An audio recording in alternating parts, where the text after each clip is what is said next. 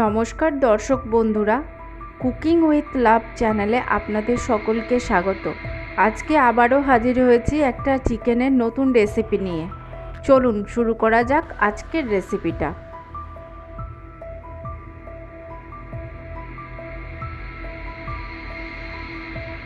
আমরা এখানে নিয়েছি 300 গ্রাম মতো চিকেন এবং এর সাথে নিয়েছি 1 টেবিল স্পুন আদা এবং রসুন বাটা, 50 গ্রাম দই, নুন এবং হাফ টিস্পুন গোলমরিচের গুঁড়ো।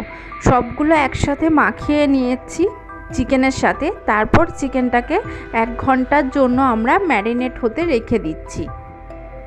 এখন আপনারা দেখতেই পাচ্ছেন আমরা 12টার মতো কাজু নিয়েছি এবং এর সাথে নিয়েছি 1 টেবিল স্পুন পোস্ত। এগুলো দুটোকেই আলাদা আলাদা করে 1 ঘন্টার মতো জলে ভিজিয়ে রাখছি। তারপর দুটো একসাথে নিয়ে একটা পেস্ট বানিয়ে নিচ্ছি। এখন আমরা কড়াইয়ে 1/4 টিস্পুন মৌরি, 1/4 টিস্পুন গোটা ধনে, 1/4 টিস্পুন গোটা জিরে এবং একটা জয়িত্রী নিয়ে 3 মিনিটের মতো শুকনো খোলায় ভেজে নিচ্ছি। তারপর সেগুলোকে একটা গুঁড়ো করে ভালো মিহি পাউডার বানিয়ে নিচ্ছি। এখন আপনারা দেখতেই পাচ্ছেন আমি এখানে উপকরণ হিসাবে নিয়েছি কাজু পোস্তর বাটা এবং শুকনো খোলায় ভেজে নেওয়া মশলাগুলো গুঁড়ো করা এবং 1 টেবিল স্পুন আদা রসুনের বাটা, একটা মিডিয়াম সাইজের পেঁয়াজকে মিহি পেস্ট বানিয়ে নিয়েছি। এরপর আমরা কড়াই গরম করে সেখানে নিচ্ছি 2 টেবিল স্পুন সাদা তেল এবং 1 টেবিল স্পুন ঘি। তারপর কড়াইয়ে আমরা যোগ করছি একটা দারচিনি এবং তেজপাতা। এগুলো দিয়ে কয়েক সেকেন্ড নাড়াচাড়া করে নিচ্ছি।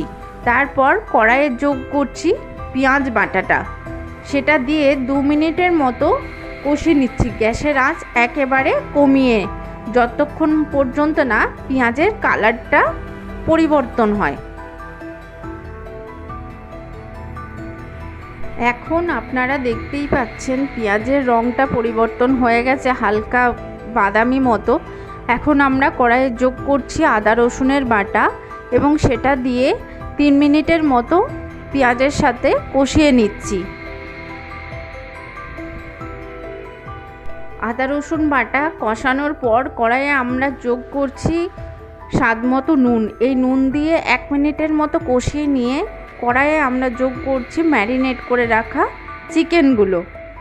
তারপর এগুলো ভালো করে মশলার সাথে মিশিয়ে নিয়ে কড়াইয়ে ঢাকনা দিয়ে 15 মিনিটের মতো চিকেনটাকে কষাচ্ছি, গ্যাসের আঁচ একেবারে কমিয়ে।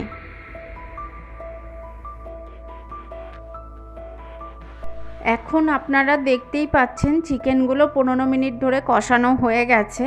এখন আমরা কড়াইয়ে দিচ্ছি কাজু পোস্তর বাটা, সেটা দিয়ে 1 মিনিটের মতো আবারও আমরা কষিয়ে নিচ্ছি।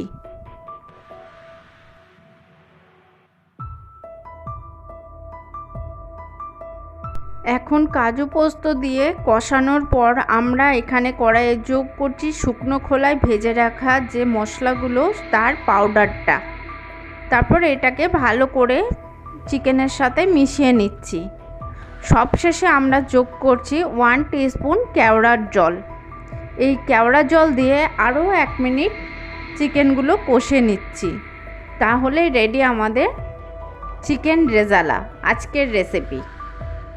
আপনাদের যদি আমার ভিডিও ভালো লাগে তাহলে লাইক, শেয়ার এবং আমার চ্যানেলটিকে সাবস্ক্রাইব করতে অবশ্যই যেন ভুলবেন না।